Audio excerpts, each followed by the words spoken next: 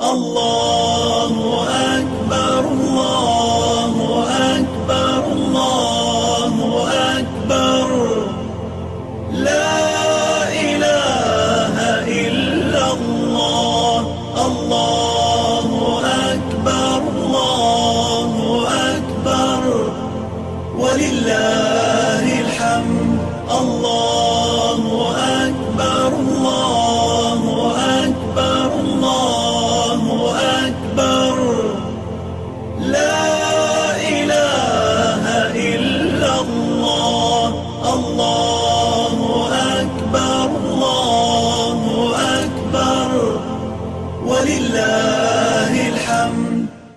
أعوذ بالله من الشيطان الرجيم.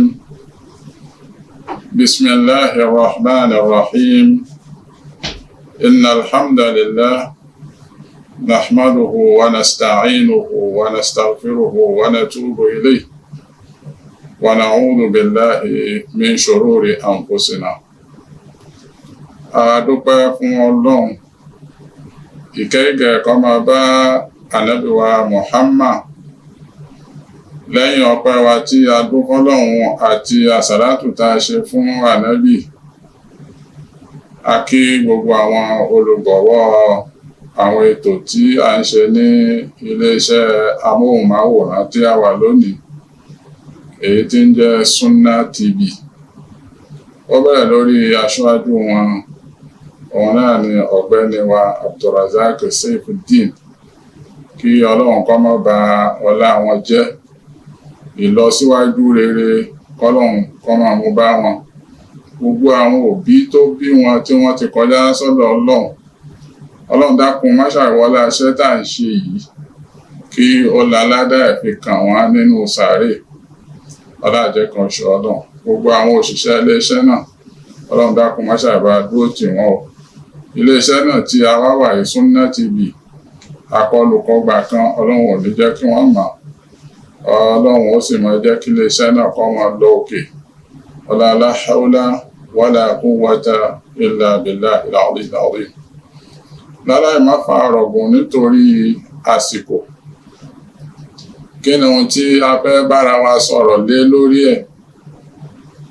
Ọ̀rọ̀ tá a fẹ́ sọ lónìí ó jẹ mọ́ àwọn imam. Kí ni ń jẹ́ imam?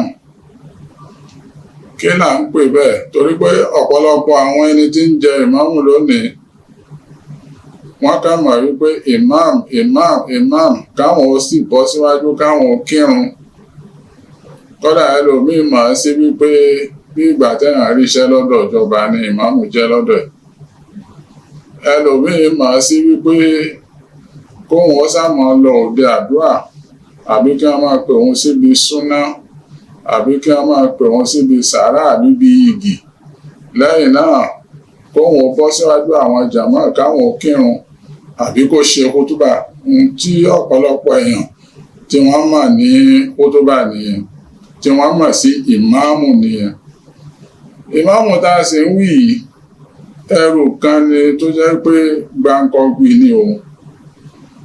Ẹrù ńlá ni tó ṣe wípé kìí ṣe gbogbo èèyàn òun náà ló lè wù. Torí tá a bá wo ohun tí a ń pè ní ìmáàmù, àwọn ẹni tó kọ́kọ́ jẹ ìmáàmù láyé, àwọn náà ni àwọn ànábì Ọlọ́run, tọ́lọ́run sì sọ bẹ́ẹ̀ tó sì ṣàlàyé bẹ́ẹ̀ fún wa nínú Al-Qur'ani. Nígbà tọ́lọ́run sọ fún ànábì Ibrahim, ó ní waja'alnaka imaman, àwa náà la sọ ẹ́ di imam, àwa la sọ ẹ́ di aṣíwájú. Tá bá wo ànábì Dawud, ó ní yá Dawud inna ja'alnaka khalifatan fil ardi. Khalifa tọ́lọ́run dárúkọ ń bẹ̀, ìmáàmù ní jẹ́ bẹ́ẹ̀. Ká tó wá dórí ànábì wa Muhammad sallallahu alayhi wa sallam, tí gbogbo wa náà mọ̀ wípé òun ni sayyidul anbiya'i wa imamul mursalin.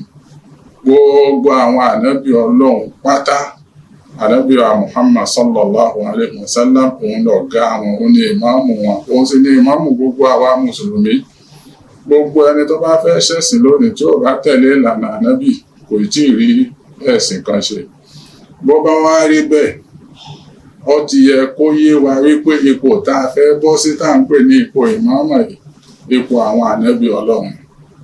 Ó wá di dandan dà wípé gbogbo ẹni tó bá fẹ́ jẹ ìmáàmù ó gbọ́dọ̀ lọ ka ìtàn àwọn ànábì ọlọ́run, ó sì gbọ́dọ̀ lọ wo báwo làwọn ànábì ọlọ́run ṣe lo ipò yìí. Nígbà náà ni ó tó kẹ́sì járí nínú iṣẹ́ yìí. Ká sì wá lọ mọ̀ wípé tó bá dijọ́ gbéde àlìkíyámà ọlọ́run ó béèrè lọ́dọ̀ wa wò wípé àwọn jàmáà tá a jẹ ìmáàmù fún báwo la ti kó wọn jẹ gbà, iṣẹ́ wo la fi wọ́n ṣe. Wọn ò ní béèrè lọ́dọ̀ wa wípé kútúbà mélòó lókè, wọn ò ní béèrè lọ́dọ̀ wa wípé òde súná mélòó ló lọ, wọn ò ní béèrè lọ́dọ̀ wa wípé òde àdúrà mélòó ló lọ, báwo ló ṣe wọ́n gbà. Ǹjẹ́ nígbà tó jẹ ìmáàmù fún wọn, ǹjẹ́ àyípadà wà nínú ìwà wọn, àyípadà wà nínú ẹ̀sìn wọn, ǹjẹ́ àyípadà wà nínú ìṣesí wọn, ǹjẹ́ ìlú náà tòrò àbí ìlú náà ń dàrú. Gbogbo ẹ̀ pátá ni ẹni tí ń jẹ́ ìmáàmù yóò jábọ̀ níwájú ọlọ́run. Ànábì wa Muhammad sallallahu alayhi wa sallam ó sì pè wá sákìyèsí ó sọ fún wa dáadáa. Ó ní kullukum ra'in wa kullukum mas'ulun an ra'iyati. Gbogbo wa bá ti wáyé yìí, gbogbo ẹni tó bá ti jẹ́ aṣíwájú tó ṣe pé òun ni wọ́n ń ké pè títí fi wá dórí ẹni tá ń pè ní ìmáàmù. Àkọlọ́dà ó dà gẹ́gẹ́ bí ẹni tí ó ń da ẹran tí wọ́n kó mọ̀lúù fún pé máa tọ́jú mọ̀lúù wọ̀nyí, máa tọ́jú àwọn ẹran wọ̀nyí. Bẹ́ẹ̀ náà lọ́lọ́run kó àwọn jàmáà sọ́wọ́ fún ìmáàmù wípé máa darí wọn, torí pé ẹni tó bá wọ lọ́run fi ń jẹ ìmáàmù. Yu'til mulka liman yasha. Ẹni tó bá wọ lọ́run ní fi máa ń jẹ ìmáàmù. Ìwọ tí ìmáàmù bá wá tọ́ sí, ìbáàjò fagídí fi gbà á, ìbáàjò fi sùúrù fi gbà á, ìbáàjò fòògùn fi gbà á, ọwọ́ ọlọ́run ló ní kó máa jẹ́ tiẹ̀ ni. Àwọn ẹnìkan ti lo agídí bẹ́ẹ̀ lánàá tí wọn ò rí jẹ. Àwọn gbà tọ́lọ́run bá gbèsè ẹ lọ́wọ́ bí ara tí wí kó lọ jábọ̀. Ànábì wa Muhammad sallallahu alayhi wa sallam ó sì sọ sínú ọ̀rọ̀ náà ní pé wal imamu ra'in an jama'atihi wa huwa mas'ulun an. Ìmáàmù ti mọ́sálásí kọ̀ọ̀kan, ìbáàjẹ́ ìmáàmù rátìbì, ìbáàjẹ́ ìmáàmù mọ́sálásí jímọ̀, wọn èèwọ̀ ni aṣíwájú àwọn jàmáà rẹ̀. Tó bá dijọ́ gbéde àlìkíyámà ọlọ́run ó béèrè wípé báwo ló ṣe ṣàwọn jàmáà gbà. Nítorí báyìí ẹ má jẹ́ kí inú wa ó dùn ládùn jù nígbà tí wọ́n bá fi wá fi jẹ ìmáàmù. Náà tá a bá wo inú síra ànábì wa Muhammad sallallahu alayhi wa sallam ìyẹn nínú ìtàn ànábì àti àwọn sàábì ẹ̀ àti ihun tí wọ́n gbé ṣe gẹ́gẹ́ bí imam ní àwọn mọ́sálásí, a rí wípé ìmáàmù tá ń jẹ yìí kìí ṣe òde dúró lérí wípé Allahu Akbar kí dàdá lè dáhùn láà laysa mujarradu tuqusu diniya. Kò máa lérí pé wájímọ̀ ń jọ mẹ́jọ tó bá sì wá di àsìkò àyílà kó bọ́ síwájú kó kírun. Tá a bá wò ìtàn àwọn ànábì ẹ rí wípé bẹ́ẹ̀ kọ́ ni ohun tí wọ́n gbé ṣe ó pọ̀ jù bẹ́ẹ̀ lọ. Wọ́n ṣe ohun tó ní agbára gangan nínú àwọn wàhálà láti tọ́ àwọn èèyàn sí ojú ọ̀nà. Nínú àwọn ẹni tá a bá wọnú ìtàn ànábì wa Muhammad sallallahu alayhi wa sallam, a rí wípé nínú iṣẹ́ tí wọ́n gbé ṣe òun náà ni wípé ta'limun nas. Ǹjẹ́ ìwọ ìmáàmù tó jẹ́ ìmáàmù tó jẹ́ aṣíwájú, ìwọ ìmáàmù tí ó jẹ́ aṣíwájú fáwọn èèyàn tí wọ́n fi ẹ́ jẹ ìmáàmù tínú rẹ̀ ń dùn, ǹjọ́ ń kọ́ àwọn èèyàn rẹ̀, ǹjọ́ ń kọ́ wọn lẹ́kọ̀ọ́ báwo la ṣe ń ṣàlùwàlá lásìkò tó jẹ́ ìmáàmù, jẹ́ wọ́n mọ̀ ọ́n báwo la ti ń kírun gbà. Ọ̀pọ̀lọpọ̀ nínú àwọn jàmáà rẹ̀ tí wọ́n bá fẹ́ dárun kí ń lé ọ̀pọ̀lọpọ̀ wọn ò mọ̀ o. Ǹjẹ́ báwo la ti ń gbààwẹ̀, báwo la ti ń yan sàká, báwo la ti ń ṣe sàárà, ǹjẹ́ àwọn jàmáà rẹ̀ ǹjẹ́ wọ́n mọ̀ lásìkò tí ìwọ jẹ imam? Ọ̀pọ̀lọpọ̀ wọn ò mọ̀ o. Ǹjẹ́ wọ́n mọ̀ Suratul Fatiha kà lásìkò tó dé orí ààyè? Ọ̀pọ̀lọpọ̀ wọn ò mọ̀ kà. ìdán iṣẹ́ ńlá ni ọ̀rọ̀ ìmáàmù jẹ́, kì í ṣe iṣẹ́ kékeré. Risalatun azima, gbogbo ọ̀wọ́ tó fẹ́ tẹ́rí sí wípé wọ́n lòun fẹ́ jẹ ìmáàmù, yá lọ mọ̀ wípé iṣẹ́ ń bẹ ńlẹ̀ fún wọn. Wọ́n tiẹ̀ ti sọ fún wa wípé àìdù ipò máàmù ẹ̀rí kún ìmáàmán ìjàlùk ni wọ́n wí. Tí wọ́n bá mú ẹ ní ìmáàmù ní kó jẹ́ o, àìfagídí fi jẹ ìmáàmù. Gbogbo ẹni tó lòun fẹ́ fagídí fi jẹ ìmáàmù láyé, nǹkan burúkú kan wà níbẹ̀ tó fẹ́ ṣe. Wàkún mọ̀ adhinan wà in mana'uk. Kí ló fà táwọn èèyàn máa fa dàdánì tó ṣe pé ìmáàmù làwọn èèyàn ń fà? Tá a bá wò sálẹ̀ dáadáa, tá a bá sì wo ọkàn ẹni tí ń fà yìí, a rí wípé ohun tó fẹ́ ṣe láburú kan wà ní ọwọ́ ẹ̀ tó fẹ́ ṣe. Àsìkò tá a bá gbé ìmáàmù sérí ipò, ó yẹ ká rí wípé yusidu nnas bil imama, àwọn èèyàn ayé wọn ó dáa. Àsìkò ìmáàmù náà yóò sì tutù. Ìyẹn tó bá jẹ́ ìmáàmù akífà, tó bá mọṣẹ́ níṣẹ́, tó sì gbọ́ ohun tó wá ṣe ń bẹ. Nítorí pé ọ̀pọ̀lọpọ̀ èèyàn, gẹ́gẹ́ bí mo ti sọ lẹ́ẹ̀kan, ọ̀pọ̀ èèyàn wá jẹ́ ìmáàmù tó láti ṣiṣẹ́ Ọlọ́run. Ká bára wa sòótọ́ ọ̀rọ̀. Ọ̀pọ̀ èèyàn wọn wá jẹ́ ìmáàmù láti ṣiṣẹ́ Ọlọ́run. Ọ̀pọ̀ èèyàn wá jẹ́ ìmáàmù láti kówó mọ́sálásí jẹ. Ọ̀pọ̀ èèyàn wá jẹ́ ìmáàmù láti máa lọ òde. Ọ̀pọ̀lọpọ̀ èèyàn wá jẹ́ ìmáàmù láti máa lọ bí sàárà, láti lè máa fi hàn gẹ́gẹ́ bí aṣíwájú, gẹ́gẹ́ bí ọba ìlú. Ipò ìmáàmù kò sì rí bẹ́ẹ̀ o. Ẹ wá rí bíṣẹ́ náà ti tóbi tó. Ìmáàmù tá ń jẹ yìí, Ànábì rí wípé iṣẹ́ ńlá ni, tó ṣe pé ẹni tó fẹ́ gbà á, ó nídìí pé kí wọ́n ṣàdúrà fún. L'Ànábì a fi máa ṣàdúrà fún gbogbo àwọn ẹni tí ó jẹ ìmáàmù. Ní máa ń sọ báyìí pé Allahumma arshid lil a'imma waghfir lil mu'minin. Ọlọ́run o, ẹni tó jẹ ìmáàmù yìí, Ọlọ́run dákun bá a fọ̀nà mọ́ o. Ọlọ́run bá a fọ̀nà mọ́ o. Jẹ́ kó lè rí iṣẹ́ o. Bí ó ti ṣe tí ó fi yanjú, ìwọ Ọlọ́run ọba náà ló lè pẹ̀lú ẹ̀ o. Gbogbo àwọn jàmáà tó sì wà lẹ́yìn ẹ̀, foríjì wọ́n torí pé wọ́n mọ̀ ṣe ohun tí ò dáa pẹ̀lú ìmáàmù. Nínú àdúrà tí Ànábì wa Muhammad sallallahu alaihi wasallam òun náà ni. Ráwa èèyàn, àwọn èèyàn nínú ìlú, wọ́n ní bùkátà sí ìmáàmù gan. A ní bùkátà sí ìmáàmù, ìyẹn ni aṣíwájú tó gbẹ̀sì yìí. Kì í ṣe mùjáràdù kásá jẹ ìmáàmù. Ẹlòmíì kọ̀mọ̀jú Fátíhà lọ, òun náà lòun fẹ́ jẹ ìmáàmù. Ẹlòmíì kútúbà gan kò lè ká, àfi tí wọ́n ti kọ́ láti bí 100 ọdún, òun náà ní ń kà lọ́dọọdún, òun náà sì ń pè rẹ̀ ní ìmáàmù. Iṣẹ́ tí ìmáàmù sì fẹ́ ṣe ó lágbára gan-an. Ẹ̀rí Ọlọ́run sọ wípé zahara al-fasadu fil barri wal bahr. Ayé ti dàrú o, gbogbo àná lárí o. Ọkùnrin ń ṣe bí obìnrin, obìnrin ń ṣe bí ọkùnrin. Àwọn èèyàn ń mugbó, àwọn èèyàn ń mutí, àwọn èèyàn ò kírun, àwọn èèyàn ń jalè, àwọn èèyàn ń ṣe ṣìnà. Gbogbo nǹkan ti dàrú. Àwọn èèyàn ò gbẹ́sìn yé. Bí wọ́n ti ń wá mọ́sálásí, bẹ́ẹ̀ náà ni wọ́n ń lọ lé oníṣọ́ọ̀ṣì, bẹ́ẹ̀ náà ni wọ́n ń lọ lé adáhunṣe, bẹ́ẹ̀ náà ni wọ́n ń bá wọn ṣòṣà, wọ́n ń bá wọn ṣe eégún, wọ́n ń bá wọn ṣorò. Ta lẹni tó lè ṣíwájú wa tí ó fi bá a gbé kinní kúrò, tí ó fètò sí gbogbo ẹ̀, tí ó dá gbogbo ìdánilẹ́kọ̀ọ́ oríṣiríṣi sílẹ̀? Bàbá ní ìmáàmù náà ni ó lè ṣe. Àwọn náà ló lè gbà wájú wípé tó, ọ̀rọ̀ ìlú yìí bí ṣe ń lọ yìí, báwo la ti fẹ́ ṣe gbà tí gbogbo àwọn èèyàn tí wọ́n fi yàn, tí wọ́n fi mọ̀ pé ohun tó yẹ káwọn ó ṣe ni, tí wọ́n fi mọ̀ pé bó ti yẹ káwọn ó rìn ni. Tí wọ́n bá dé ní ìlú náà, wọ́n mọ̀ pé àsìkò tí bàbá ìjòyè ẹ̀sìn Islam tó ń lọ síwájú. Ǹjẹ́ ọ̀pọ̀lọpọ̀ ìmáàmù jẹ́ ronú débẹ̀? Ọ̀pọ̀lọpọ̀ ìmáàmù ò ronú débẹ̀. Bó bá lè fọ́ kó fọ́, bó bá sì lè dàrú kó dàrú.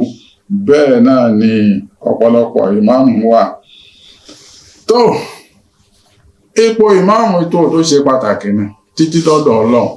dépò pé wọ́n ní inna Allaha wa malaikatahu wa ahlus samawati wal ardina hatta namlatu fi hijriha wa hatta al-hut la yusalluna ala muallimin nas. bó ṣe bí ipò náà ṣe tóbi tó ọlọ́run fún rẹ̀ ń ṣàdúrà fáwọn tó jẹ́ ìmọ̀, àwọn màláíkà wọ́n ń ṣàdúrà fáwọn tó jẹ́ ìmọ̀, àwọn ẹja nínú odò gan-an wọ́n ń ṣàdúrà fẹ́ni tó jẹ́ ìmọ̀. fún ìmáàmù tó bá mọ iṣẹ́ ìṣẹ́ làwọn wí, fún ìmáàmù tó ní ìdánilẹ́kọ̀ọ́ tó péye, fún ìmáàmù tó mọ̀ wípé ohun tó yẹ kóhun ṣe ní irú aláwọn ẹ̀ là ń bá wí o, kì í ṣe àwọn ẹni tí wọn ò mọ ohun tó yẹ kí wọ́n ṣe o. tó nísìn á wà lọ sí pé kí ni iṣẹ́ tó yẹ kí ìmáàmù ọmọ ẹ̀ ṣe, tọ́rọ̀pọ̀lọpọ̀ ọmọ tẹ́ ẹ bá jẹ ìmáàmù iṣẹ́ wo ló yẹ kẹ́ ẹ máa ṣe. ìhun tá a pè ní ìmáàmù kí ni dáwọ́rọ̀ ojúṣe ẹ̀ láàrin jàmá, ó yẹ ká ṣàlàyé ẹ̀ kẹ́ni kálukú àwa tá ń jẹ ìmáàmù lénìí ká lè mọ̀ wípé iṣẹ́ tó yẹ kí a ṣe nìyẹn o. alákọ̀ọ́kọ́ ń bẹ̀ òun náà ni wípé ẹni tó jẹ ìmáàmù yá mọ̀ wípé iṣẹ́ ńlá ń bẹ ńlẹ̀ fóun lóòrò alákọ̀ọ́kọ́ ni, ojúṣe alákọ̀ọ́kọ́ ni. ó gbọ́dọ̀ sùn, ó gbọ́dọ̀ wo gbogbo ibi tó bá ti rí pé nǹkan ń bàjẹ́, ó gbọ́dọ̀ fojú paárẹ́ wípé kí wọ́n mọ̀ yíjú ẹ̀ lọ́hùn, èèwọ̀ ni o. shu'uruhu bil mas'uliyya wa adamu tasahul fi shu'unil muslimin. ó gbọ́dọ̀ fọ̀rọ̀ àwọn mùsùlùmí fi járe àwọn jàmá rẹ nínú mọ́sálásí bí wọ́n bá ń jà, òun náà ló gbọ́dọ̀ parí ìjà fún wọn. tí nǹkan bá ń dàrú ìwọ náà lọ́mọ tó, tí nǹkan bá fẹ́ yẹgẹ ó tètè dìde sí ìdí ẹ̀ láti tún ṣe, nítorí pé kí ni ìwọ la síwájú gbogbo wọn. ìwọ lọ́lọ́run ó sì béèrè lọ́dọ̀ ẹ̀ níjọ́ ìgbéde àlèkè àmọ́ wípé àwọn ará bí yìí báwo ló ṣe ṣe wọn. ìgbésẹ̀ àkọ́kọ́ fún ìmáàmù nìyẹn, ó gbọ́dọ̀ kó àwọn jàmá rẹ̀ sọ́kàn. ẹ̀rí ó gbọ́dọ̀ rí wípé wàhálà kan ò gbọ́dọ̀ ṣẹ̀ lásìkò tòun, ó gbọ́dọ̀ rí wípé ìlú ò gbọ́dọ̀ dàrú lásìkò tòun, ó gbọ́dọ̀ rí wípé òdì òyédè òun ṣètáyọ̀ òun paná ó dínkù lásìkò tiẹ̀. gbogbo nǹkan tí bá ń bàjẹ́ nínú jàmá rí pé ó tún ṣe. owó mọ́sálásí kò lọ déédéé rí pé ó fètò sí. gbogbo nǹkan tó jẹ mọ́ nǹkan mọ́sálásí wọ́n ti dàrú rí pé ó fètò sí.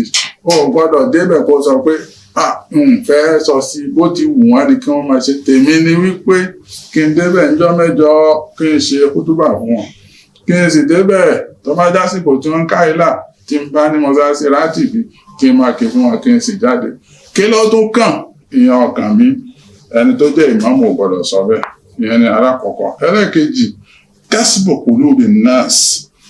ìmáàmù gbọ́dọ̀ rí wípé òun fa àwọn èèyàn mára hatta yuhibbunahu. ìmáàmù tí wọn ò bá fẹ́ràn kó yá tètè dìde kó ń bẹ̀ kókó òun ò ṣe mọ́. ó gbọ́dọ̀ ṣe gbogbo ọ̀nà táwọn èèyàn ó fi nífẹ̀ẹ́ sí. àtàrà bẹ̀ làwọn èèyàn ó wà nífẹ̀ẹ́ sí àti máa wá mọ́sálásí wa yuhibbuna taradduda ila al-masajid. àmọ́ ńgbà tó jẹ́ pé ìwọ ìmáàmù náà ló ti dá wàhálà rẹ̀ láàrin àwọn jàmá, ìwọ náà ló ń so oorun wájú papọ̀ mọ́ ti ìpàkọ́, ayàyà ó rí páwọn èèyàn mọ̀ sá fún un. lọ́wọ́ débẹ̀ kí ló dé tó lọ mọ́sálásí lọ kírun mọ́, mò ń kí jímọ̀ àmọ́ nǹkan tó ń lọ mọ́sálásí ìmáàmù báyìí ni kí ló fà á. èèyàn burúkú ni wọn ò gbọ́dọ̀ ro ìròyìn ìmáàmù bẹ́ẹ̀. káyọ̀ ó sì tún lè rí ṣe wípé orí ọkàn àwọn èèyàn mú, àbí káwọn èèyàn ó tún máa pe àwọn èèyàn wípé kí wọ́n wá kírun ní mọ́sálásí ẹ̀. ó rí wípé fún tó fi lè rí ṣe òun náà ni ikhlasu niyya, kọ́kàn rẹ̀ ọmọ sí ohun tó fẹ́ ṣe. ẹ̀rì ó yẹ kọ́kàn rẹ̀ ọmọ sí ohun tó fẹ́ ṣe. ẹ̀rì kó o sì mọ ohun tí ń jẹ́ súnnà Ànábì wa Muhammad sallallahu alaihi wasallam, ọ̀nà tánàbí ń gbà tí fi ń kó àwọn èèyàn jọ lọ́fà la fi sọ pé ìmáàmù tá a fẹ́ jẹ yìí kì í ṣe nǹkan eré. Ó gbọ́dọ̀ mọ kí l'Ànábì ṣe ṣe láàrin àwọn jàmọ́ rẹ̀ ló fi rí ṣe o, kó tó lè jẹ́ kí ọkàn àwọn èèyàn àwọn jàmọ́ máa darí sí ẹ tí wọn ò fẹ́ máa wá kírun ní mọ́ṣáláṣí ẹ tí wọn ò fi ní sá fún ẹ. Àkọ́kọ́ ni wípé kọ́kàn rẹ̀ ọmọ kó rí pé ohun tóun wá ṣe òun wá ṣiṣẹ́ Ọlọ́run. Ẹlẹ́ẹ̀kejì òun ni wípé lọ ka ìtàn Ànábì báwo ló ṣe ṣe gbà láàrin àwọn jàmọ́ rẹ̀, báwo ló ṣe lò wọ́n gbà. Bí o bá lọ ka ìtàn Ànábì ẹ rí nígbà míì ẹlòmíì ó gọ̀ sí Ànábì wa Muhammad sallallahu alaihi wasallam nígbà tí wọ́n bojú ogun dé ṣebí kan nínú wọn ló lọ mẹ́wù mọ́rùn f'Ànábì ló ń sọ wípé ihun tó pín yóò pín dá Ànábì. Tí kan nínú àwọn sàhábà Ànábì wa Muhammad dìde tí wọ́n fẹ́ gbìjà Ànábì ní kẹ́ fílẹ̀ kò yé ni kẹ́ ṣàlàyé fún. Nínú ẹ̀ náà ni ẹnìkan tó lọ tọ̀ sínú mọ́sálásí tí gbogbo àwọn èèyàn ń kígbe sórí ẹ̀ mọ́ ṣe yẹ àrígbà Ànábì ní fi ilẹ̀ kó tọ̀tọ̀ ẹ̀ tán. Ó tọ̀ tán l'Ànábì ṣẹ̀ṣẹ̀ wá pè pé ibi yìí ò wọ́n ẹ̀ tọ̀ síbi. Gbogbo kinní wọ̀nyí ẹni tó jẹ́ ìmáàmù gbọ́dọ̀ mọ̀. Tó o bá mọ irú ìtàn bẹ́ẹ̀ àbí tó o bá ní sùúrù bẹ́ẹ̀ àbí tó o bá ní ẹ̀mí ìfọkàntán bẹ́ẹ̀ ó dá mọ́ṣáláṣí wú. Ìwọ náà ló ṣagbátẹrù àwọn ẹni tí wọ́n mọ̀ fọ́ mọ́ṣáláṣí mọ́ ìra rẹ̀ ní orí. Tó mahabbatun nas li imami, ó gbọ́dọ̀ ṣe gbogbo agbára káwọn jàmá kí wọ́n nífẹ̀ẹ́. Ó gbọ́dọ̀ ṣe gbogbo agbára káwọn jàmá kí wọ́n ṣe kí wọ́n nífẹ̀ẹ́, kí wọ́n sì ní ìfọkàntán sí ẹ. Ẹ̀rí tó tẹ́bá lọ ó sì yẹ kí imam ẹni tá a pè ní imam kó ní ìwà rí. Tẹ́bá wọ Ànábì wa Muhammad sallallahu alaihi wasallam kí l'Ọlọ́run bí ròyìn ẹ̀ al-khuluqul azim, ìwà tó dáa. Ẹ̀rí nígbà tí wọ́n bí ọ̀kan nínú ìyàwó wọn ní kí ni khuluqu Ànábì, ó ní khuluqu Qur'an. Ọlọ́run gan alára sì ròyìn ẹ̀ ó ní innaka la'ala khuluqin azim. Gbogbo ẹni tó bá fẹ́ wá lo ipò Ànábì yìí ẹ̀pẹ́ ó fẹ́ jẹ imam ó gbọ́dọ̀ ní ìwà rere, ó gbọ́dọ̀ níwà rẹ̀lẹ̀, ó sì gbọ́dọ̀ ní sùúrù pẹ̀lú àwọn èèyàn. Àkọ́kọ́ ni. Ẹlẹ́ẹ̀kejì táwọn èèyàn ó fi fẹ́ràn yaqul wa ya'mal. Ohun tó o bá sọ jẹ́ kí wọ́n bá a bẹ̀ rẹ̀ imam. Bọ́ ọ bá sọ̀rọ̀ ohun tó o sọ ló yẹ kó o máa ṣe o. O gbọ́dọ̀ sọ̀rọ̀ sílẹ̀ tán kó jẹ́ pé nǹkan míì ni wọ́n bá ẹ nídìí ẹ̀. Kò yẹ imam, yóò mú káwọn èèyàn ó sá fún ẹ, yóò sì mú káwọn èèyàn ó kórìíra ẹ̀ kẹ́ gbọ́rọ̀ náà dáadáa. Imam jàmá gbọ́dọ̀ fẹ́ràn imam. Bí wọ́n bá fẹ́ràn imam, ọwọ́ imam ni ó ti wá. Lọ́nà wo imam gbọ́dọ̀ ní ìwà tó dáa kó fi jọ Ànábì. Tọ́lọ́run ròyìn ẹ̀ wípé innaka la'ala khuluqin azim. Ẹlẹ́ẹ̀kejì ohun tí ìmáàmù bá sọ ẹjẹ́ á bá bẹ́ẹ̀. Ìmáàmù ò gbọ́dọ̀ fọ́n mọ́sálásí túká, ìmáàmù ò gbọ́dọ̀ yá mùnáfìkì, ìmáàmù ò gbọ́dọ̀ sọ̀rọ̀ káǹsì ká tún wá lọ rẹ́ lòmíì kó jẹ́ pé nǹkan míì ni ìmáàmù tún sọ. A kò jẹ́ ohun tó dáa. Gbogbo eléyìí yóò jẹ́ kí wọ́n máa sá fún ìmáàmù. Munsif, ìmáàmù gbọ́dọ̀ jẹ́ nìkan tó ṣe pé tí wọ́n bá gbẹ́jọ́ wá yóò dá àre fáláre, yóò sì dá ẹ̀bi fún ẹlẹ́bi. Ìmáàmù gbọ́dọ̀ ní sùúrù, ìmáàmù gbọ́dọ̀ láàánú àwọn jàmá. Ìmáàmù gbọ́dọ̀ láàmú mára, ìmáàmù gbọ́dọ̀ máa ṣe déédéé láàrin jàmá. Kò gbọ́dọ̀ fẹ́ràn apá kan àbí kó dá apá kan sí kọ́mọ lò wọ́n fi kọ́ńtọ̀ apá kan. Ìmáàmù ò gbọ́dọ̀ ṣe bẹ́ẹ̀. Tó bá ti ń ṣe bẹ́ẹ̀ ẹ̀rí ó ti di pé ó ti fọ́ mọ́sálásí mọ́ra ẹ lórí, àwọn jàmá wọn ò sì ní fẹ́ràn yẹn. Ó wá ṣeéṣe nínú jàmá tẹ́ wà kó ṣe pé àárá apá kan nínú àwọn jàmá tí ò ní fẹ́ràn ọ̀nà wo ni o fẹ́ gbé gbà. Ẹ̀rí ìmáàmù míì wọ́n ní àwọn lágbájá wọn ò fẹ́ràn ẹ, wọ́n ń sọ̀rọ̀ ẹ láì dáa, yóò ní ẹ máa fi wọ́n lẹ̀ tí wọ́n ní wọ́n ń sọ yẹn, àbí kóhun náà lọ múra ète pẹ̀lú wọn. wala yahtammu bi hadha al-amr, bí wọ́n fẹ́ràn mi wọ́n fẹ́ràn mi, bí wọn ò sì fẹ́ràn mi wọn ká má fẹ́ràn mi. Ọ gbọ́dọ̀ ṣe bẹ́ẹ̀ òwò tó jẹ́ imam. Ó ṣẹlẹ̀ bẹ́ẹ̀ lọ́pọ̀lọpọ̀ mọ́sálásí tó ṣe pé mọ́sálásí ti dàrú báyìí tí kò sì gbọ́dọ̀ rí bẹ́ẹ̀. Bí mọ́sálásí bá ń dàrú, iṣẹ́ tọ́lọ́run wá gbé sí ẹ lọ́wọ́ yìí àti iṣẹ́ tó gbà, ọ̀nà wo ló wà gbà fi rí ṣe, báwo ló ṣe lè ṣe, ọ̀nà wo ló gbà. Ọ̀pọ̀lọpọ̀ ìmáàmù ní sì máa ń fa wàhálà sínú mọ́sálásí. Tí wọ́n bá kórè rẹ̀, a máa tọwọ́ ìmáàmù wá ní ọ̀pọ̀lọpọ̀ ọgbà. A máa tọwọ́ ìmáàmù wá lọ́pọ̀lọpọ̀ ọgbà nítorí pé kí ni? Wọ́n rí pé ìmáàmù ń parọ́. Wọ́n rí pé ìmáàmù ní dá wàhálà lẹ̀. Ìmáàmù gan lára ló ya mùnáfìkí ẹ̀rí, àbí ìmáàmù kó ya ahun kí wọ́n sì mọ̀ pé chíńgì díẹ̀ wà lọ́wọ́ ẹ̀ tó fi lè ran jàmá lọ́wọ́.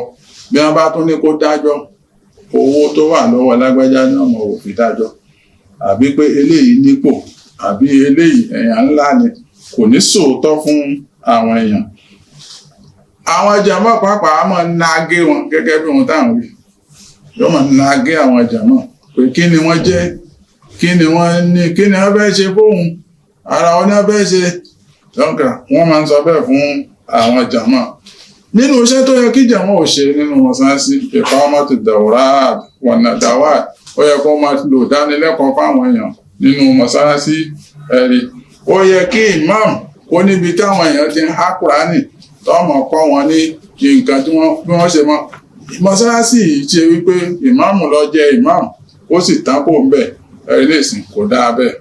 Nínú iṣẹ́ tó yẹ kí ìmáàmù máa ṣe, òun náà ni wípé ihtimamul imam bi janibi al-ijtimai.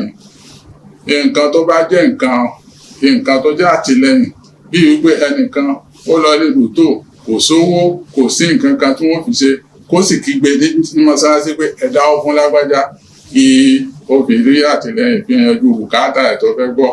Nípa báyìí, bàbá ní ká mọ̀ sọ, mo rò pé wọ́n bá tá a sọ yìí náà ọ̀pọ̀lọpọ̀ yẹn wọ́n ó ti gbọ́ yé ju bí a ti fẹ́ sọ sí lọ.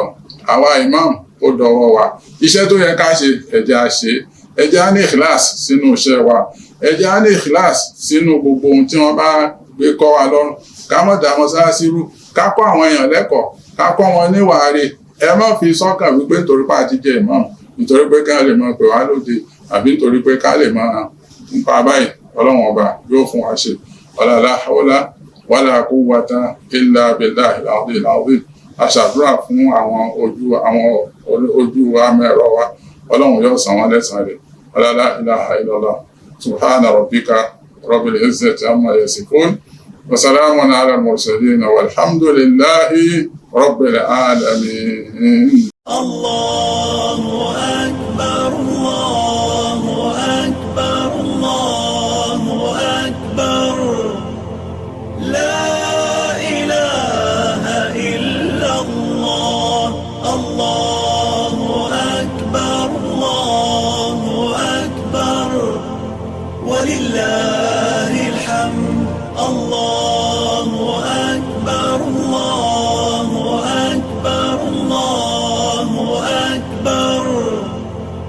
La ilaha illa Allah. Allahu akbar, Allahu akbar. Walillahil hamd. Naam, gẹ́gẹ́ bí ọ̀rọ̀ wa tí à ń bá ń bọ̀, tí nípa ọ̀rọ̀ ó ṣe imam, òun náà ni wípé gẹ́gẹ́ bí àlàyé tá a ṣe wípé kí lójúṣe imam nínú mọ́sálásí, kí lójúṣe imam nínú jàmá, kí lójúṣe imam láàrin ìlú, kí ni ojúṣe imam láwùjọ àwa mùsùlùmí. Kódà ìmáàmù ní àwọn ojúṣe tó gbọ́dọ̀ ṣe láwùjọ gbogbo ìlú, àtẹni tó jẹ́ mùsùlùmí àtẹni tí ò jẹ́ mùsùlùmí, torí pé ipò tẹwà ẹ̀rí ànábì wa Muhammad sallallahu alaihi wasallam lásìkò rẹ̀ a máa kọ̀wé sí àwọn ọba ìlú míì wípé kí wọ́n wọnú ẹ̀sìn Islam, a sì máa bá wọn ṣe pẹ̀lú ọgbọ́n àti òye tẹ́sìn òfin ní dàrú. Bẹ́ẹ̀ náà ló yẹ kí ẹni tá a pè ní imam, bẹ́ẹ̀ náà ni ó rẹ kó rí. Nínú àwọn iṣẹ́ tó yẹ kí ìmáàmù kó ṣe nìyẹn. Ẹ rí gẹ́gẹ́ bí ètò tá à ń bá ń bọ̀ nípa kí ló yẹ kí ìmáàmù ó ṣe nínú mọ́sálásí ẹ̀. Tá a bá dé mọ́sálásí lọ́dọ̀ ìmáàmù, ó yẹ ká bá àwọn nǹkan kan bẹ̀ nínú mọ́sálásí. Tí ìmáàmù kan ò bá tí ì ní, a jẹ́ pé kò tí ì mójúṣe iṣẹ́ tí wọ́n gbé fún nìyẹn. Nínú àwọn nǹkan tó yẹ ká bá ní mọ́sálásí lọ́dọ̀ ìmáàmù, gẹ́gẹ́ bí ohun tá a sọ lẹ́ẹ̀kan, ìkọ́mọ̀tò nadawat, àwọn nǹkan kan lè ṣẹ̀ nínú ìlú, àwọn àròyé kan lè máa ṣẹ̀ nínú ìlú, àwọn fàǹfà kan lè máa ṣẹ̀ nínú ìlú tí ó mọ bí àtakò ẹni tó jẹ́ ìmáàmù àgbà, àbí gẹ́gẹ́ bí ìmáàmù central, àbí gẹ́gẹ́ bí ìmáàmù jamiu, àbí gẹ́gẹ́ bí àáfàá àgbà ìmáàmù ni àwọn náà jẹ́. Ẹ̀rí gẹ́gẹ́ bí wọn, nítorí gbogbo àwọn àáfàá àgbà yìí wọ́n ń pe àwọn náà ní ìmáàmù, gẹ́gẹ́ bí wọ́n ti sọ pé ìmáàmù muhadithin, ìmáàmù àwọn oníhadith, ìmáàmù fuqaha, àwọn ìmáàmù àwọn ẹni tó mọ̀ nípa ẹ̀sìn.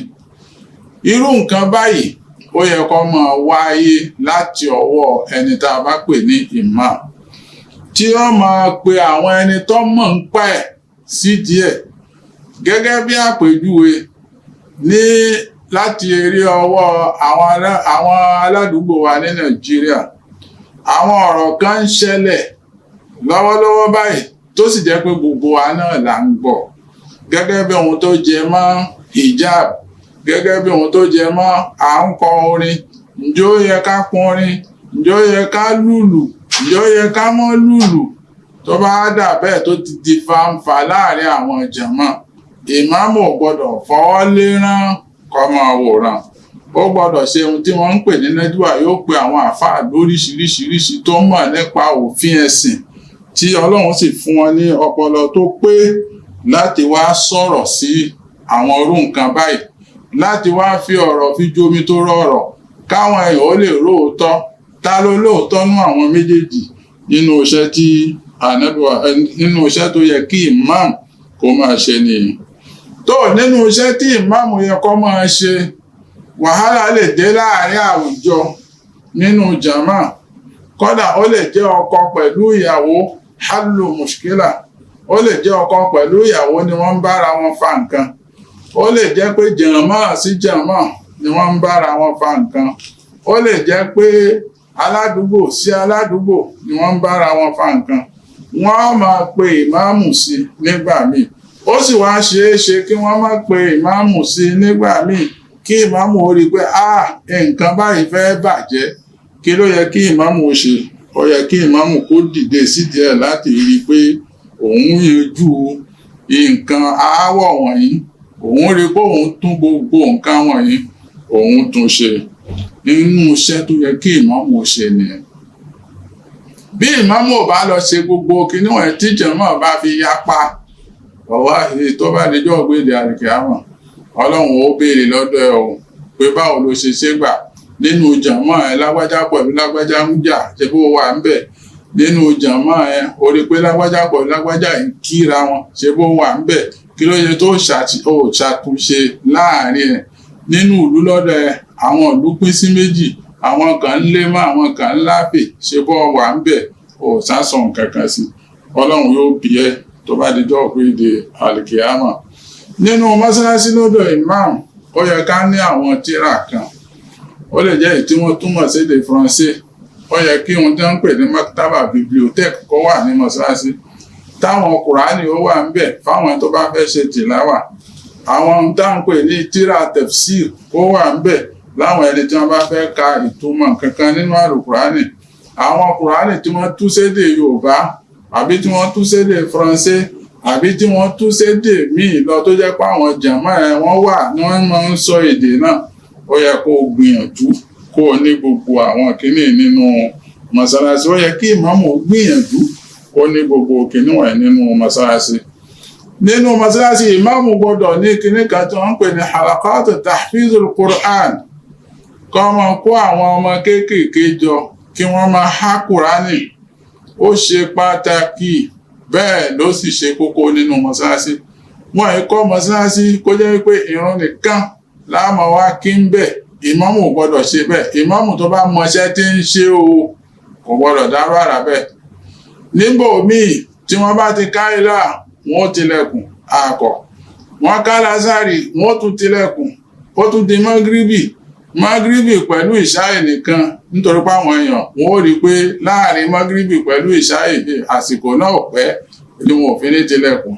Ǹjẹ́ ìdánilẹ́kọ̀ọ́ kan ń wá nínú mọ́sálásí? Ọ̀pọ̀lọpọ̀ mọ́sálásí wa bí kì í bá tiẹ̀ ṣe gbogbo ẹ̀, gbogbo ohun tá a wí yìí kan kì í ṣẹlẹ̀.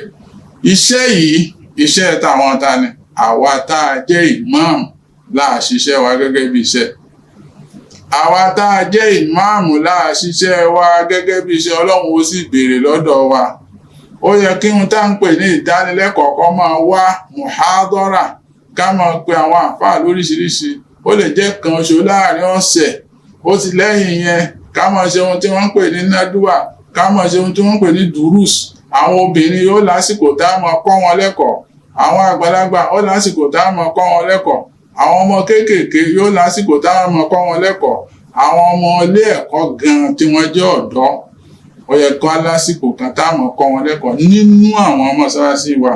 Nínú àwọn iṣẹ́ tá à ń sọ yìí tó yẹ kí ìmáàmù òṣèlú náà ní halaqat tahfizul Qur'an. Ó yẹ kí ìmáàmù ó ní ìjókòó kan tí ó máa jẹ́ káwọn èèyàn máa há Kùránì.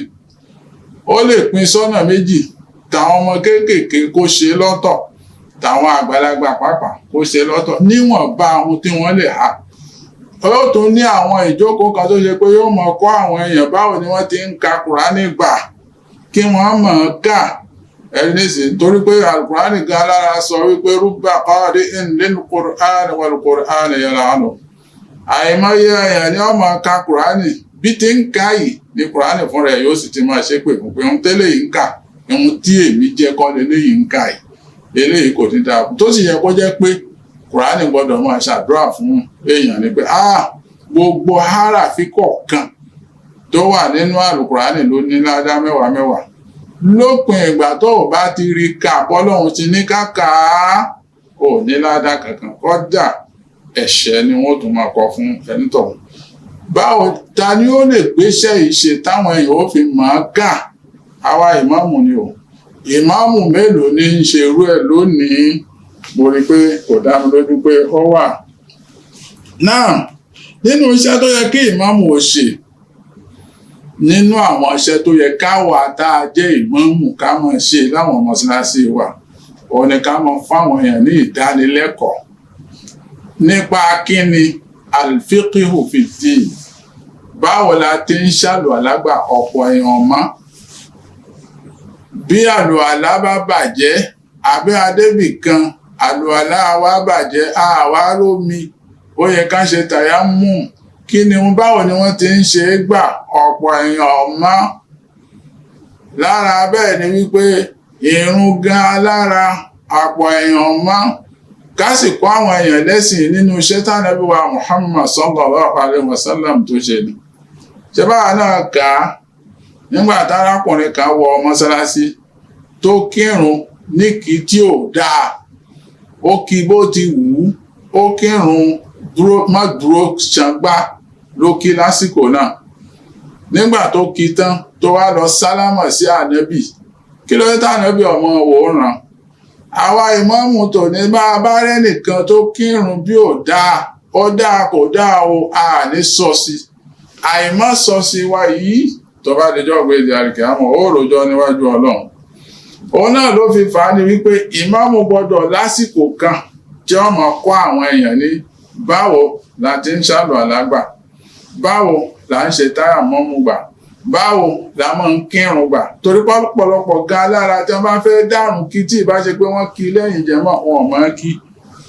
Wọn ò mọ̀ kí ẹlòmíì tó bá lọ rùkú kò ní padà dìde mọ́, yóò fi lọ sùjádà. Tó bá wà ní sùjádà náà kò ní jókòó dáadáa náà kó tó di pé yóò tún lọ foríbalẹ̀ kejì. Iṣẹ́ ta ni? Iṣẹ́ àwa ìmáàmù ni. Iṣẹ́ tọ́lọ́run fi rán wa nìyẹn o. Iṣẹ́ tọ́lọ́run fi rán wa nìyẹn o. Islahun nas, báwo ni wọ́n ṣe mẹ́sìn sìn, ìyẹn gan ni iṣẹ́ tọ́lọ́run fi rán wa o. Lẹ́yìn wá àgbà náà a gbọ́dọ̀ kọ́ wọn ní ohun tí ń jẹ́ àkídà. Ìyẹn ló wá pa bámbárì lásìkò tá a wà yìí. Ọ̀pọ̀ àwọn èèyàn wa ò mọ ohun tí ń jẹ́ ìmọ̀ Ọlọ́run ọba lọ́kan, tí wọ́n ní wípé mo jẹ́ mùsùlùmí mo sì jẹ́ mùsùlùmí nìyẹn. Mo ń jẹ́ Abdulsalam, mo ń jẹ́ Abdulrazak, mo ń jẹ́ Abdulrasheed. Wọ́n ń kírun, mo lọ mọ́sálásí lọ bá wọn kírun. Jímọ̀ dé mo lọ kí jímọ̀. Ààwẹ̀ dé mo sì gbà. Kí ni ohun tó lè ba gbogbo kíní wọ̀nyí jẹ́? Ọ̀pọ̀lọpọ̀ mùsùlùmí ọ̀mọ́ iṣẹ́ ta ni? Báwo ni wọ́n ṣe mọ̀? Àwa ìmáàmù iṣẹ́ wa ni o. Àtàwa àfáà iṣẹ́ wa ni o. Bá a bá ṣe kò sẹ́ni tí ó ṣe sípò wa o. Báwọn èèyàn bá sì mọ̀ tó bá dijọ́ ògbéde alìkìyámà, ìwọ ni wọ́n bi ìwọ ìmáàmù pé lágbájá tí ń wá mọ́sálásí lọ́dọ̀ ẹ̀, báwo ló ṣe gbà tí ò fi mọ̀ wípé Ọlọ́run ọba nìkan ṣoṣo ló lágbára, Ọlọ́run ló sì lè ṣe ohun gbogbo. Ṣe bí jàmọ́ rẹ ni, báwo ló ṣe tí ò fi mọ̀? Ọlọ́run ó bi ẹ́. Ọlọ́run ó bi ẹ́. Nípa báyìí ló fi dá wípé ìmáàmù mọ́sálásí gbọ́dọ̀ láwọn àsìkò kan tí ó kọ́ wọn ní báwo la ti ń ṣe ẹ̀sìn, báwo la ti ń kírun, báwo la ti ń gbàwẹ̀, báwo la ti ń yan sàká, báwo àlá bá bàjẹ́, báwo la ti ń túnṣe gbà. Kí ni ń bá àlùwàlá jẹ́? Ẹlòmíràn mọ́. Kí lásìkò oorun ó yẹ kó kọ́ wọn. Kí ló fà tá a fi ń kírun lásìkò báyìí kí wọ́n lè mú rírì ẹ̀. Iṣẹ́ ta ni? Iṣẹ́ àwa ìmáàmù ni. Ẹlẹ́ẹ̀kejì, ó yẹ ká mọ̀ kó àwọn èèyàn nípa ìmọ̀ Ọlọ́run lọ́kan. Lóde òní, ààrẹ èèyàn tí ń jẹ́ mùsùlùmí tó tún ń dáṣọ fẹ́ẹ́gún, tí kò sì mọ̀ wípé ohun tóun ń ṣe yóò dáa. Ǹjẹ́ àwọn ìmáàmù ǹjẹ́ o ní ìdánilẹ́kọ̀ọ́ kan nípa ẹ̀? Tó káàtì ẹ̀ gbọ́ yẹn, àwọn ìmáàmù àwọn jàmáà míì wà tí wọ́n gbọ́ Ọlọ́run gbọ́ dáadáa o, tí wọ́n sì ń ṣe tọ́lọ́run. Tòun ti bẹ́ẹ̀ náà wọ́n lọ yẹ nǹkan wò. Ó ti mọ̀ pé ńgbà tóun ò dáṣọ fẹ́ẹ́gún, tóun ò sì dáṣọ fórò, tóun ò sì bá wọn, àmọ́ yìí ò burú kóun ó lọ yẹ nǹkan wò. Kò burú kóun ó lọ ṣe ìtajà. Àìrò aláyẹn. Kò burú kóun ó máa lọ bá wọn lo ìtajà, àbí kóun ó máa lọ ilé babaláwo pé kí nǹkan ó lè dáa. Ọ̀pọ̀lọpọ̀ àwọn èèyàn mọ̀. Báwo ni wọ́n ó ṣe mọ̀? Kì í ṣe pé wọ́n sùn sínú ilé ní ìmọ̀ bẹ́ẹ̀ yóò wá bá wọn. Iṣẹ́ àwa ìmáàmù ni ohun tí wọ́n ń pè ní ìmáàmù gan. Ohun tí àwọn ànábì Ọlọ́run ṣe ni. Ohun tí àwọn sọ̀hábà ànábì tí wọ́n tún gboyè lẹ́yìn ànábì, iṣẹ́ tí wọ́n ṣe òun nìyẹn. Gbogbo ìwọ tó fẹ́ jẹ ìmáàmù tó bá ṣe ohun tá à ń sọ yìí, ò tí ì jẹ́ ìmáàmù gidi kan lọ́dọ̀ Ọlọ́run. Ó sì jìyà lọ́dọ̀ Ọlọ́run nígbà tó bá ti fi àwọn jàmáà rẹ̀ fi mọ̀. Ẹlẹ́ẹ̀kẹta, òun náà ni wípé ẹni tá a pè ní imam ó gbọ́dọ̀ kọ́ àwọn èèyàn ní ìtumọ̀ àlùkùránì. Nígbà míì, Qul huwallahu ahad, kọ́ wọn kí ni ìtumọ̀ ẹ̀, kí lọ́lọ́run gbà lérò ń bẹ̀, kí ló wúlò fún. Ó ṣàlàyé gbogbo kinní wọ̀nyí. Kọ́ má jẹ́ nú àwẹ̀ nìkan. Gbàtà àti àfáà tafsir, ó ti tán ni ó ti dúdú nú àwẹ̀ míì ká tó pàdé nínú tafsir láà. Mú àyà mélòó kan kó ṣàlàyé ẹ̀ fún ọ. Ó ṣe pàtàkì nínú àṣẹ àwa ìmáàmù náà ni. Hadithu Ànábì wa Muhammad sallallahu alaihi wasallam. Wọ́n ti sọ ayé dìrọ̀rùn nísìn. Ìwọ̀nba àdísì tá a lè kọ́ wọn lédè Yorùbá gan, lédè Faransé, gbogbo ẹ̀ lọ́lọ́run ti sọ dìrọ̀rùn nísìn. Tó ṣe pé a máa kọ́ wọn àwọn bíi Arba'in an-Nawawi ìwọ imam ó yẹ kí ìwọ náà mọ̀ náà ìmáàmù míì gan lára ọmọ tí wọ́n ń pè ní Arba'in an-Nawawi kó sì ń pè rẹ̀ ní ìmáàmù dépò pé ó wà fi kọ́yàn ẹ lọ́mọ wípé iṣẹ́ ìmáàmù tá ń ṣe iṣẹ́ ńlá ni o kì í ṣe gbogbo ẹ̀ ló lè tẹ́rì sí o àtàrí àjànàkú ni o kì í ṣe ẹrù ọmọdé tá a sì rojọ́ níwájú Ọlọ́run ó yẹ ká ẹ̀kọ́ àwọn èèyàn ní hadith Ànábì wa Muhammad kí wọ́n mọ Kùránì kí wọ́n sì mọ ọ̀rọ̀ Ànábì wa Muhammad torí pé Ọlọ́run sọ fún wa wípé ati'u Allaha wa ati'u Rasul tó bá jẹ́ Kùránì nìkan fẹ́ kọ́ wọn tẹ́ ẹ̀kọ́ wọn ní àwọn hadith tí wọ́n fi máa lò gbà ní ìgbésí ayé wọn lílọ bíbọ̀ wọn nínú títajà tẹ́ẹ̀fì máa kọ́ wọn kí wọ́n lè mọ̀ pé Ànábì ti sọ báyìí Ọlọ́run pàápàá sọ báyìí tó bá dijọ́ gbé jàre kí á mọ̀ wọ́n mú ẹ̀ mọ́ ẹ lọ́rùn rẹ̀ imam ṣe pẹ̀lẹ́pẹ̀lẹ́. nínú àwọn ẹni tó ti yẹ ká tún máa fi dáwọn èèyàn lẹ́kọ̀ọ́ rẹ̀ imam kọ́ wọn ní ìtàn Ànábì wa Muhammad sallallahu alayhi wa sallam kí ló fà á Ọlọ́run sọ fún wa wípé walaqad kana lakum fi rasulillahi uswatun hasana àríkọ́ṣe rere ń bẹ lára Ànábì bàbá kọ́ṣe lára Ànábì báwo láti kọ̀ọ̀bà nígbà tá a bá kọ́ wọn ní ìtàn Ànábì báwo l'Ànábì wa Muhammad ṣe lògbésí ayé ó yẹ kẹ́yìn ọmọ kẹ́yìn àpapọ̀ lògbésí ayé ẹ̀ bẹ́ẹ̀ tá a bá ń tọrọ àdúrà pé Ọlọ́run jẹ́ bá Ànábì wọlé ọlá Ọlọ́run jẹ́ bá Ànábì wọlé ọlá ǹjẹ́ bẹ́ẹ̀ náà láàfi wọ̀ ní bí kì í bá ṣe pé a ṣe ohun tánàbì ń ṣe tí ó fi lọ wọlé ọlá àti wọlé ọlá tí Ànábì ṣe tánàbì ń fẹ́ wọ̀ yìí nípa báyìí ó dọwọ́ wa ọ̀pọ̀lọpọ̀ àwọn ọmọ wa lónìí wọn ò mọ nǹkan kan nínú ìtàn Ànábì wa Muhammad wọn ò mọ nǹkan kan nínú ìtàn Ànábì ẹ jẹ́ kí wọ́n gbé oní bọ́ọ̀lù kan wá nísìn wọn ó ṣàlàyé bí wọ́n ti bí báwo ló ṣe bẹ̀rẹ̀ sí gbá bọ́ọ̀lù nígbà wo ló wọlé ìwé kí ló fà tó fi lé ìwé sílẹ̀ inú èkìpò lọ́kọ́wọ̀ wọ́n ṣàlàyé ẹ̀ fún ẹ yékéyéké àmọ́ kó wá béèrè tán Ànábì wa Muhammad sallallahu alayhi wa sallam lọ́dọ̀ wọn kò sẹ́ni tó mọ̀ o ta ni ó fà á tí wọn ò fi mọ̀ ọ́n ta ló fà á tí wọn ò fi mọ̀ ọ́n àwa náà ni o àwa wo àwa tí wọ́n ń pè ní ìmáàmù ni o tó nínú àwọn iṣẹ́ tó yẹ kí ìmáàmù kó ṣe tó yẹ ká ṣàlàyé ẹ̀ ká sì fúnra ní ìdánilẹ́kọ̀ọ́ nínú ẹ̀ òun náà ni wípé ìmáàmù yìí ta àwọn jàmáà ẹ̀ sọnù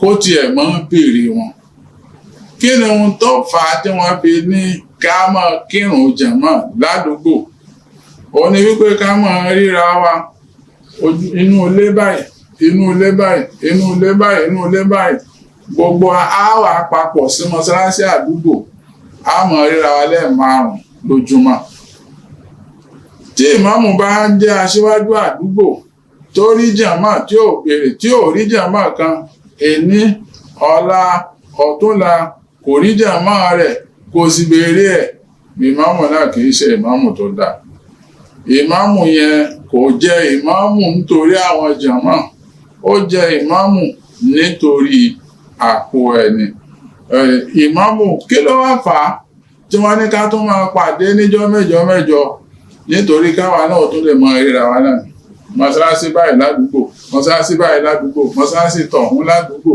gbogbo wọn ó jọ péjọ sí mọ́sálásí kan tó jẹ́ mọ́síjídù jámíù tí ó kó wọn jọ tí wọ́n jọ kí jímọ̀ àwọn ó sì àwa mùsùlùmí á ríra wa ẹni adúpẹ́ fọlọ́run ẹkú jímọ̀ jẹjọ ọlọ́run tó ní ká rí tòní nígbà tí ìmáàmù bá wọlẹ̀ tí ò rí kan nínú àwọn jàmáà kí ló yẹ kó ṣe o ó yẹ kó yan àwọn delegation pé lónìí ààrí bàbá alágbájá kí wọ́n wá nù jàmáà kí ló fà á tó fi rí bẹ́ẹ̀ ó yẹ kí ìmáàmù wá nǹkan ṣe sí bẹ́ẹ̀ náà lọ́lọ́run tó ń ṣe ní kinní fún wa wípé tó bá dásìkò ọdún ààwẹ̀ àsìkò ọdún Iléyá kí gbogbo àwọn mọ́sálásí jímọ̀jímọ̀ tá a wí kí gbogbo wọn tó lọ pàdé ní yídì bẹ́ẹ̀ náà lọ́lọ́run tó ń ṣe létò wípé tó bá di inú ọdún kan gbogbo àwa mùsùlùmí àgbáyé ká lọ pàdé níbi tí à ń pè ní àràfá ẹ̀rí wọ́n lọ pàdé ní ibi tá à ń pè ní àràfà káfí mọ́ ọjọ́ mọ ìra wa níbẹ̀ òun náà ní ẹ fi ń pè ní àràfà. tó imam bọ́ ọ bá fẹ́ sọ̀rọ̀ Ọlọ́run, bọ́ ọ bá fẹ́ ṣe wáàsí, imam tó o bá fẹ́ ṣe kútúbà, ó dọwọ́ rẹ o. Kùránì ti pè ẹ́ ṣàkíyèsí, ó ní ud'u ila sabili rabbika bil hikma, ẹ lo ọgbọ́n àìtalùjẹmọ́ gbáà. Ó wá nínú ìtàn Ànábì wa Muhammad wípé arákùnrin kan jí adìyẹ. Ẹ máa wo hikma Ànábì wa Muhammad nípa kútúbà. Arákùnrin kan jí adìyẹ ni wọ́n kógun wá bá Ànábì. Wọ́n fẹ́ k'Ànábì ó dá yẹ̀yẹ́ ẹ̀lẹ̀ tí wọ́n bá dé mọ́sálásí. Ànábì ni mo ti gbọ́, yóò gbà ní ìsìn, yóò rí mi tọ́wò tá a bá ti dé mọ́sálásí níjọ́ Jímọ̀, ẹ̀yẹn sáfara yín balẹ̀ ẹ̀rí. Wọn ò sì wá mọ ẹni tó jẹ́ adìyẹ yìí. Ànábì sì ń fẹ́ fọgbọ́n fi mọ ẹni tọ̀hún kó lè pé sákèsí pé ká jẹ́ àlehù kì í ṣe ohun tó dáa. Gbàdá Ànábì gorí mímbàrí, Ànábì ṣe kútúbà lórí olè jíjà níjọ́ náà. Ànábì ní àwọn ẹnìkan ọmọ ọbẹ̀ tó ṣe pé Ọlọ́run sì ti kọ̀ wípé ká má jalè, ká má jí nǹkan ara wa. Síbẹ̀síbẹ̀ náà a rí àwọn èèyàn tí ń jalè tí wọ́n sì ń jí nǹkan. Ẹlòmíì jí títí ó tún jádìẹ, ó tún sí adìẹ náà, ó jẹ tán títí débi wípé a tún rí irun ìyẹ́ adìẹ lórí ẹni tọ̀hún. Ẹni tó jí adìẹ ńjọ́ náà lọ́hùn tó bá fọwọ́ fi pa orí báyìí náà pé lágbájá yìí òun ló jí adìẹ t'Ànábì sì rí. Ànábì wá pè sí àkíyèsí pé má tún ṣe bẹ́ẹ̀ mọ́. Ẹ wo hikma tí Ànábì lò ń bẹ̀. Ohun tó yẹ kí wọ́n ní káwa ìmáàmù ká mọ́ lò òun nìyẹn. Tọ́ tá a bá fẹ́ ṣe mau'izatun hasana ni wọ́n ní ká ṣe. Sọ̀rọ̀ fún wọn pẹ̀lú hikma, sọ̀rọ̀ fún wọn pẹ̀lú ohun tó dáa. Má ṣe pè fún wọn kó máa sọ pé ẹ̀yin jẹ̀mọ́ yìí à ń bá yín sọ̀rọ̀, ẹlẹ́ẹ̀fẹ́ gbọ́, ẹlẹ́ẹ̀nígbà, kò ní dáa fún yín, kò ní ṣe gbá, kò ní rọgbọ fún yín. Ọlọ́run ó fìyà fi jẹ yín ṣáná ni. Ẹ fẹ́ kọ̀, kò dáa bẹ́ẹ̀. Kódà kẹ́nìkan ó ṣìṣe nínú wọn. Ó ṣẹlẹ̀ lásìkò kan wípé ọ̀kan nínú àwọn jàmá nígbà tó fẹ́ ṣe àbọ̀dé Mọ́kà, ó wá lọ pe eléré tí wọ́n ń pè ní Àyìnlá Ọmọwúrà. Ìmáàmù nígbà náà gẹ́gẹ́ bí ìmọ̀ tọ́lọ́run fún àwọn ni wọ́n rí wípé àwọn tó ṣe yóò dáa, ó yẹ káwọn kọ̀. Nígbà tí ìmáàmù sọ̀rọ̀ títí, ó wá ní ṣó yẹ ká máa ṣe kútúbà fún yín, ká máa ṣe wáàsí. Lágbájá ọmọ lágbájá nígbà tó fẹ́ wá ṣe àbọ̀dé Mọ́kà kó tó wá lọ pa Àyìnlá Ọmọwúrà, mọ́sálásí bá dàrú jọ náà ló di wìtìwìtì. Àìmọ́ lo hikma àti mau'izatul hasana òun ni. Imam tó bá fẹ́ báwọn èèyàn sọ̀rọ̀ máa wo ahwalun nas, ahwalul mukhatabin, àwọn tó fẹ́ bá sọ̀rọ̀. Mọ ibi tí làákàyè wọn mọ̀. Má lọ gbé ohun tí wọn ò ní gbọ́yé kó gbé fún wọn. Kó máa lọ sọ̀rọ̀ wípé ẹnìkan lọ ní òṣùpá, kó máa lọ wípé àwọn ẹnìkan wọ́n lọ jagun Hitler, àbí kó máa lọ bìkan wípé wọ́n lọ jagun kinní kan, kó máa lọ gbọ́rọ̀ tí wọn ò ní gbọ́yé. Má sọ bẹ́ẹ̀. Ohun táwọn èèyàn fẹ́ lò ó wà nítòsí.